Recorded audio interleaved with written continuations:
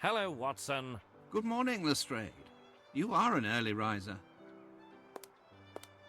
Good morning, Lestrade. You look really tired. You must have had a lengthy meeting with the minister. But hold on. How on earth could you know that, Holmes? I can read you like an open book. I jest with you, gentlemen.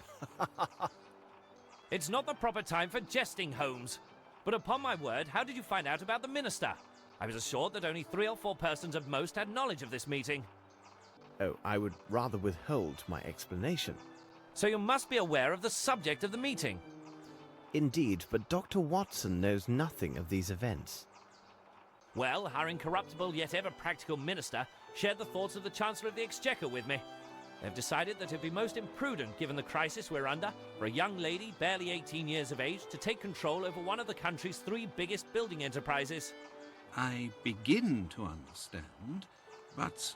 According to the minister, despite his bad habits due to the lack of consideration for his partner, Grimble is the only individual that the council has faith in to reverse the current state of the Bromsby holdings. It was further explained to me that if there is a choice to make in the direction of my investigation, and lacking any new evidence to the contrary, I must take these concerns into account. This is outrageous. And you, Lestrade, what are your personal thoughts on the matter? I really can't say, Holmes. The prospect offered by Grimble seems so attractive. He had credible motive to murder Bromsby and then foul it. In addition, he was the only individual with apparent access to the shed at the cement factory where we discovered the corpse of his presumed accomplice. However, the only gadfly to this theory is his statement to Dr. Watson when he clearly renounced all rights of succession. That is an item of singular curiosity. It is difficult for me to believe that a man who could plan and execute 2 or 3 murders with such cool presence of mind would give up an opportunity of this magnitude so easily. I also have spent sufficient time at Sherringford Hall to have a high opinion of Lieutenant Harrington. I agree with you. This young man, by all accounts, has an unimpeachable character. I have no evidence to cast doubt on the truthfulness of his testimony. We reconstructed the crime, and it was evident from where he stood he could easily see Miss Bromsby despite the crowd. Really, Holmes, I'm not a man who would hand over an innocent girl to the executioner, even should it cost me my career. I am pleased to hear you say this, Lestrade. By the way, Lestrade, have you any knowledge of the place known as Aston's Theatre? Is it that shabby theatre that lies near the bank of the Thames? Yes, several weeks ago it was acquired by the Fairfax Theatre Company. Their international tour appears to have been most successful as they are set to open their new play in a week. Dwight Richards happens to be their director. You mean the author of the threatening letter that we found on Bromsby's desk? I must admit, I thought the letter to be of small consequence. After all, it involved a matter from so long ago. Sometimes old wounds are the most painful. In fact, we are leaving for Aston's right now. I know that you're quite busy, but if you feel like joining us, meet us at noon.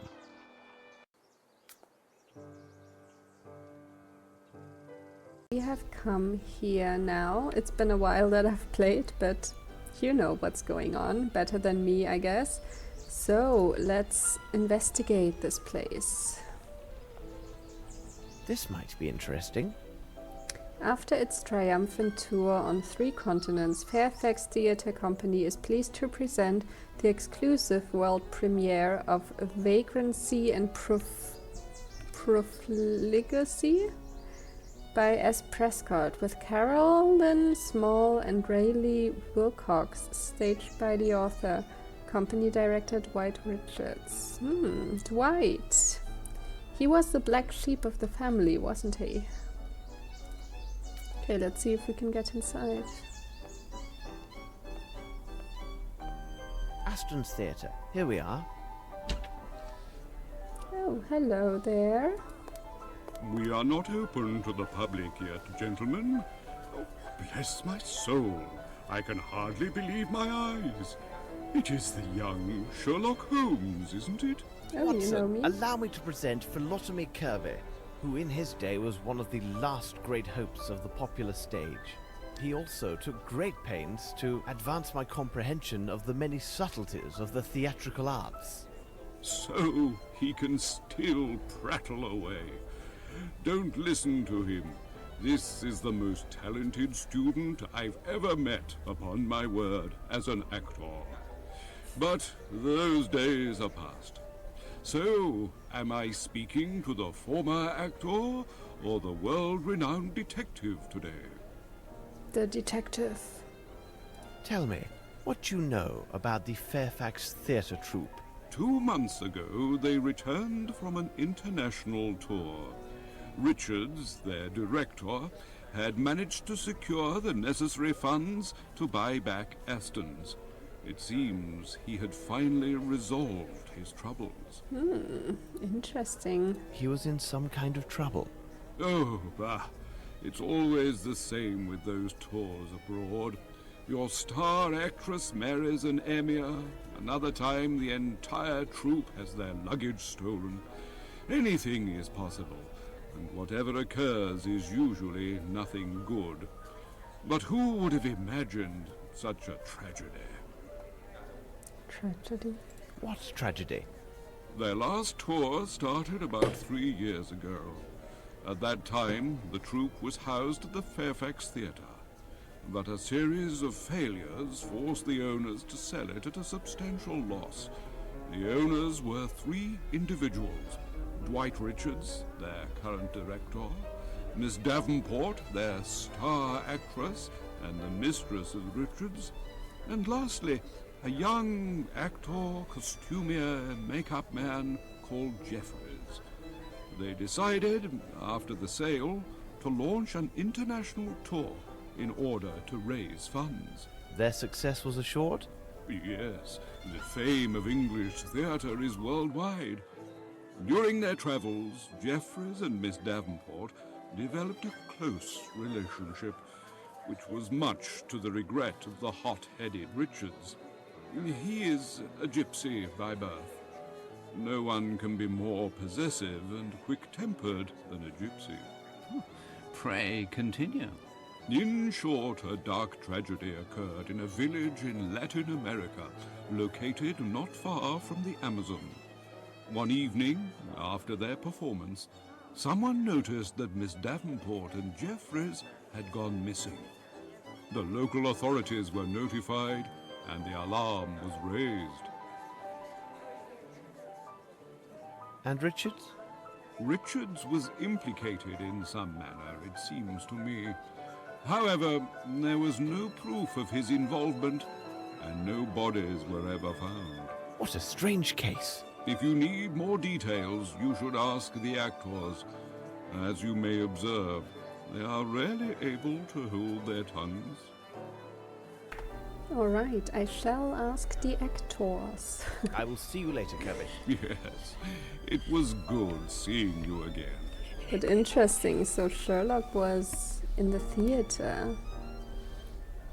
Who would have known? Let's go this way first. There's a door. Okay, let's talk to everybody we can talk to. I guess these 2 guys and maybe... no, not her. Hello, young man. What are you looking at? Oh, I'm sorry. You startled me. I'm looking at her. Her. Are you from the press? Of course you are. You must be here to interview her. Ah, the play is wonderful, and Miss Caroline will surely shine. If only my father could have seen this day. Who's your father? Your father? Yes, I am Bruce Aston, and my father was Clyde Aston, the former owner of the theatre. It may have fallen into some disrepair, but during its time it was well loved by so many. A host of young actors debuted on that venerated stage. Why, it was at this very spot where Mr. Richards first met Miss Davenport. Have you ever heard of the Fairfax Theatre? It is the theatre which was demolished. It seems to me that it had been owned by Mr. Richards together with Miss Davenport and a friend of theirs. They left on an extended tour, but I think it went badly for them. After his return, Mr. Richards bought the theatre back from the bank, and I do hope his good fortune will continue. Well, we can hope. With the talented Miss Caroline, I think anything is possible. And the building is still solid and comfortable. Though the bank took over the theatre, they left the keys. From time to time, I would do what I could to tidy up a bit or see to a broken window. Are you a part of the troupe? Yes. When Mr. Richards noticed how I had worked to keep the place up, he hired me. I helped Mr. Kirby a little, and also Mr. Trumpet backstage. Goodbye, young man. Goodbye, sir. Okay. What about you? Excuse me, may I ask you some questions? Naturally, I'm listening to you. You are rehearsing at the moment, aren't you? Yes, we are in rehearsal for the play we are to perform at the month end. Are you critics or reporters? As you know, we just came back from an extended tour. We were a triumph everywhere we performed. Tell us about this international tour. We performed in France, in Switzerland, and even for an Arab prince. We were met with acclaim at every stop. If tragedy had not occurred, we were to appear next in New York. But fate had other plans for us. What sort of tragedy? Oh, surely you must have heard about it. All because of those in our company who assumed the right to reveal every distasteful and intimate detail of a most tragic event. Anything to gain publicity for themselves. It is positively scandalous. But even a professional actor such as myself respects the privileges of the press and the public's right to know. Your sensitivity honors you. Please, continue your story. The events took place in a most sordid place in Brazil named Guacamole or Babiamo or something like that. I still can't stop asking myself what we were doing there in the first place. But to be brief, our talented costumier, Mr. Jeffries, had been having a tete-a-tete with the beautiful Miss Davenport. Unfortunately, she was still very much the mistress of our director, Mr. Richards. I tell you, the tension was unbearable. Really? In the view of a professional, they were the worst hours of my life. Miss Davenport was spending the whole day closeted in her room. Mr. Jeffries trembled so uncontrollably that he was unable to do our makeup. Mr. Richards stepped in, and I must say, he was a pitiful substitute. May you never be so ill-fortuned as to have your face in his large, hairy hands. And then? Our first performance in that town was naturally well received. That very night, a tragedy took place. Mr. Jeffries and Miss Davenport went missing not long after the performance ended. It was impossible to find them. Then we heard that Mr. Richards was arrested on suspicion of murder regarding Miss Davenport and Mr. Jeffries. We were outraged and most indignant. Some entertained thoughts that we would never leave that godforsaken place. How was the matter resolved? Fortunately for Mr. Richards and all of us, the prison warden and local chief of police was an Englishman. Lacking direct evidence or even a corpse, the accusations against Mr. Richards could not stand. He was set free on the spot. I think that had it not been for the intervention of that young expatriate, we might have been stranded in that Amazonian swamp for all eternity. Well, thank you for your assistance. That's all right. Don't hesitate to seek my help. Okay, they like to talk, and now we can talk to her as well. Don't listen to that milk toast. He gets positively weak in the knees over redheads. A policeman is just a policeman. That's it. If Richards isn't in jail, it's only because he had nothing to do there. We were talking about the tragedy which occurred during your previous tour, and... You aren't the press, are you? No. In my opinion, you seem more like policemen. Well, listen closely, inspectors. Miss Davenport was nothing more than an aging woman who adored seeing all the men at her feet. What? Don't you mean...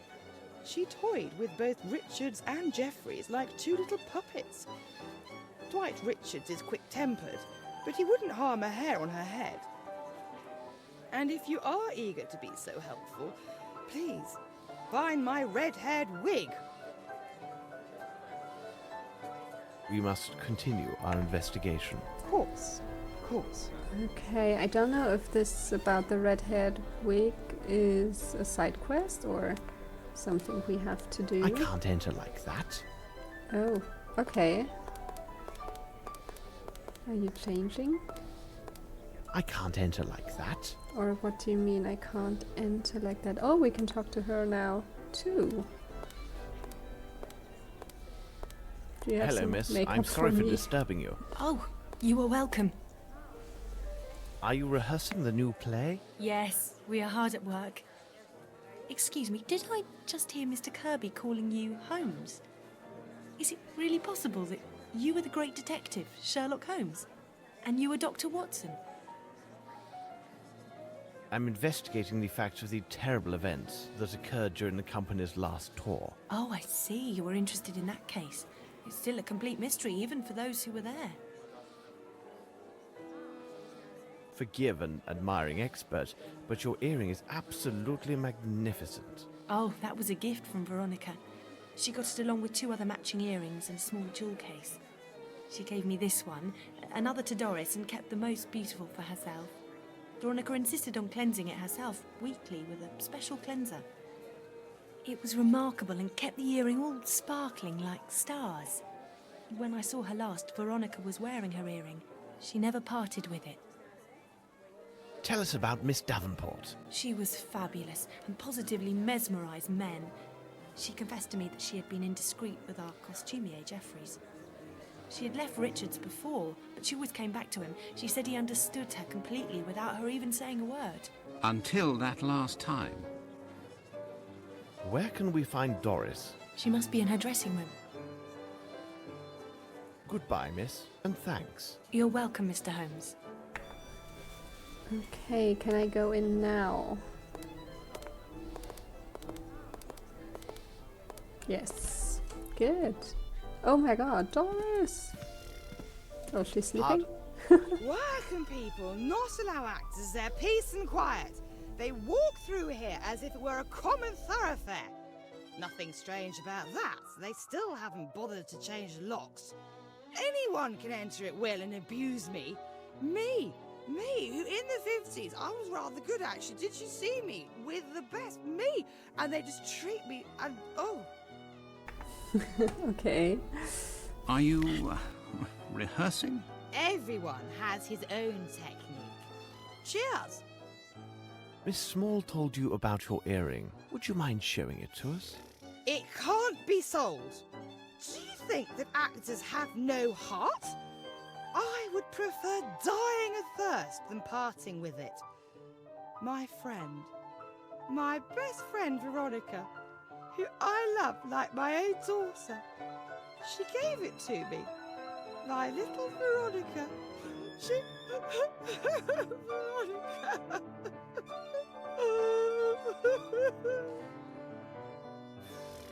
Do you know what has happened to your friend? Left. She left with that Jeffries. Oh, I know what they say. That Richards murdered them both. Why not? He did everything for them. Everything. She was naught but a common flower girl. And that Jeffries was a mere servant. He made them actors. Yes, actors. Yes.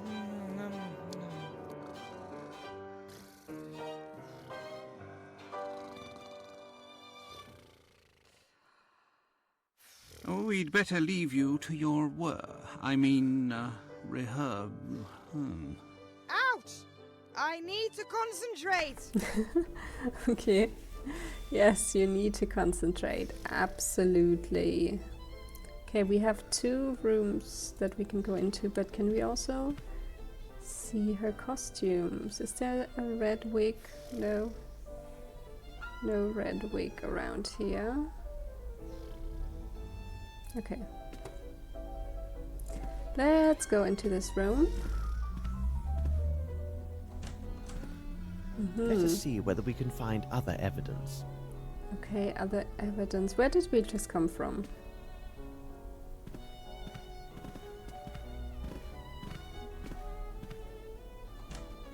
What chaos! Where are we? What was that? Is that something to read? Guacayamo. This road is the only sure way to reach Guacayamo, the town of parrots. Indeed, the branch of the Amazon where this town is situated is impassable due to the rapids. Many explorers have capsized there and were likely eaten by piranhas, as their bodies were never found. Even the native Indians from the nearby jungle refused to try these rapids. Instead, they employ their sturdy boats for sedentary fishing. Their ancestral mode of fishing is quite original. They use primitive spears to harpoon big fish while they watch from their dugouts. They conduct elaborate ceremonies to invoke the power of their gods before fishing or hunting and have much success with it. I don't know whether these gods exist, but the savages are incontestable archers. You should look after yourself so as not to offend them, if you wish to negotiate with them. Certain tribal members are more sociable than the rest. They are agreeable to offer tobacco, some weapon, or incredible handmade objects in trade. These magnificent crafted items are often adorned with splendid green parrot feathers in honor of the conquistadors who named this town. You can also acquire leather goods made from the silky skin of the arboreal monkeys which are hunted in this region. This leather is comparable to the touch of the finest silk and is unique in all the world. Unfortunately, as in many other cases, there are those unscrupulous people who manage to give the taste of alcohol to these naive populations. This poses a substantial threat to these small tribes in their future. There is also the steady arrival of gold prospectors and adventurers who have chopped down their forests and made the Indians more aggressive. Some of my guides have clearly suggested that this primitive but picturesque culture will one day end in a bloody bath.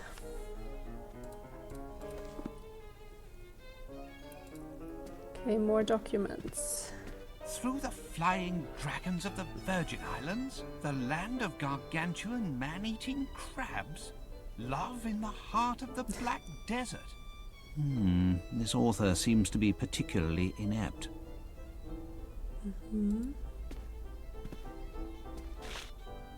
And costumes inventory. A set of costumes. There are 30 listed. Okay. We don't have them here.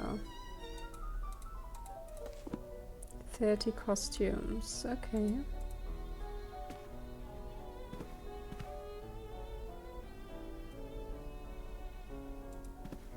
But I count only 29. Yes, the artillery officer uniform is missing. Artillery officer uniform. So somebody took it and probably, had this on during our friend's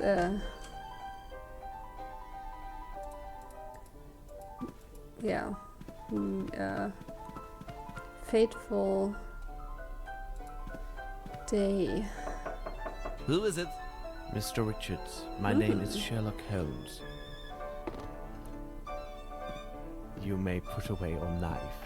Rest assured, I am indeed Sherlock Holmes. Why are you Thank you sticking for like receiving that? us, Mr. Richards.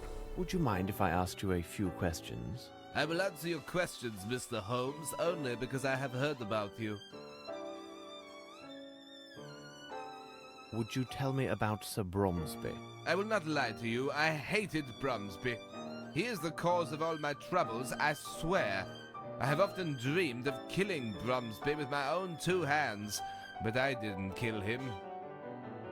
Do you know an Asian named Wang Jie? What would he be doing there? Well, in the days of the Fairfax Theatre, I once employed a Chinese fellow who went by that name. However, I was forced to dismiss him because he was a great deal of trouble, and I've never seen him since that time. You retain several keys from the Fairfax Theatre, don't you? Well, I don't understand the purpose of your questions, but yes, there were indeed 2 keys for the Fairfax Theatre main door. When the bank took possession, we gave only one of them to Bromsby's assistant. When asked, we lied and said there was only 1 key. But why? Well, we kept the other one out of spite. We had thoughts of returning in the night and wreaking havoc, but we had no opportunity, as we left for abroad after the transfer to go on our tour. I suppose the key may have been lost somewhere along our travels. About the disappearance of Miss Davenport. I don't know why you want to talk about it. Does some vile curiosity cause you to torment me in this way? Thank you, Mr. Richards. It is nothing, Mr. Holmes. I should reveal one of my hints. Oh, okay, I need to reveal one of my hints. Which is it one of those? Silver earring? Oh, this can't be possible. How did you come by this? Dear God, if only someone like yourself had been present that evening. Please tell us what's happened. That night, after the performance, I left to stroll alone along the riverbank. The next morning, I had barely returned when I was seized by 2 local policemen and led to a prison cell for interrogation. Why? When I got there, an Englishman, the local chief of police, told me that a deserted boat had been discovered along the opposite bank of the river. Inside the boat, they found a star covered with blood. It belonged to Veronica, who had vanished, along with my other partner, Jeffries. And then what happened? No one could prove my innocence, but they also found no proof of my complicity in these events, nor had they found any bodies. Tell us a little more about your partners. I had met Jeffries while on tour. He was just a young tramp drunkard. Whatever my feelings were then, I feel no pity for him now. He betrayed me. But it wasn't the same with Veronica. I fear the pain caused by these events will forever haunt me. Thank you, Mr. Richards. It is nothing, Mr. Holmes. This man is a wonderful actor. Maybe, Watson. Maybe. Okay, so he seemed pretty open. He was willing to talk to us.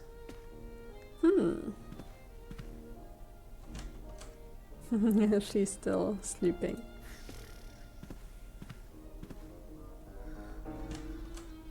We are in the backstage area. Okay.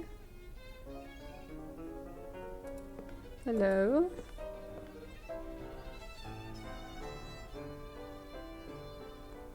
May I ask you a few questions? It all depends on what you're asking. What are you doing? My job, my lord. I'm making this jumble look a bit neater. Could you tell me what happened in Brazil? Yes, my lord, I was there when it happened. But Mr. Richards takes it very personally if we chat about those times, and I won't risk my position without some consideration, if you get my meaning. Here's 5 guineas. How's that? Oh, my lord, you're too kind. I don't really know much of what happened. You see, I was alone at a tavern that night, and I was, as one could say, very fond of the local alcohol.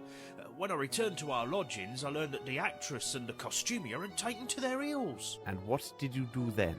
I made my way to the inn with all haste to learn what they'd taken in their sudden departure. You must understand my position. I was solely responsible for the security of the luggage and troop properties.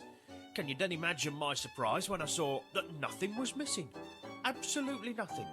They hadn't even taken their personal items. I can understand that of a man like Jeffries, but it was most unusual for a lady such as Miss Veronica.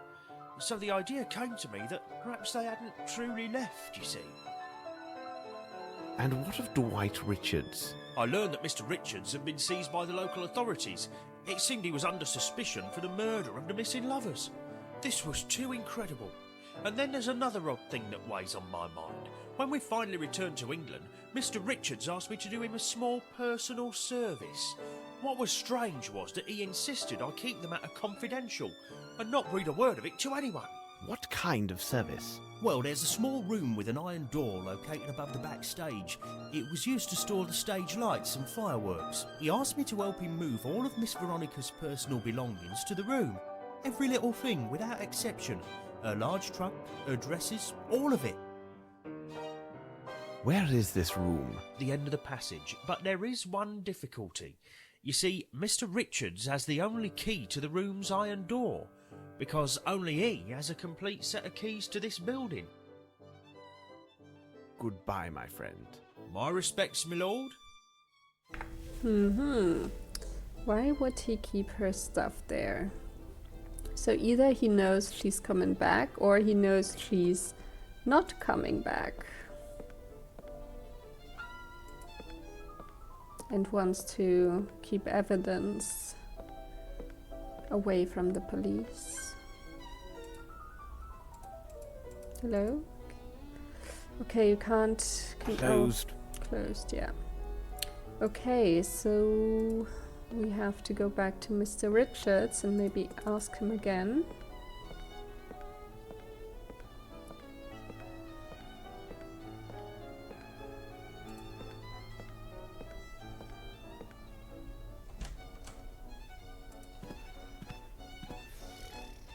But why is her dressing room like a walk-through room? That's kind of weird.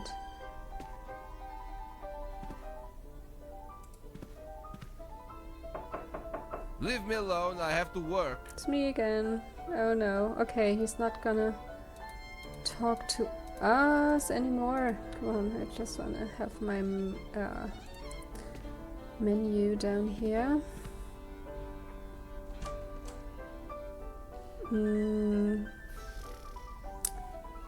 Should we try to talk to her again? No. Think it's no good. Yeah, okay. Continue sleeping. I don't know where your wig is. I cannot take her earring. Oh, you want to take her earring?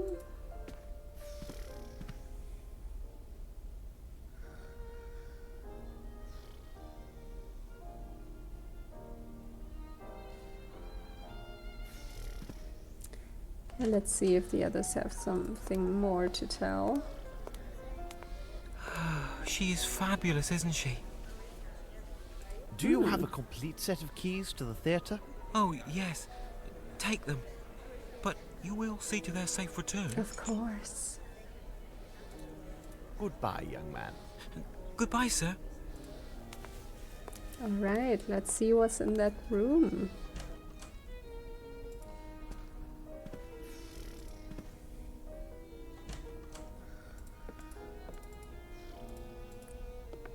Walkie walkie.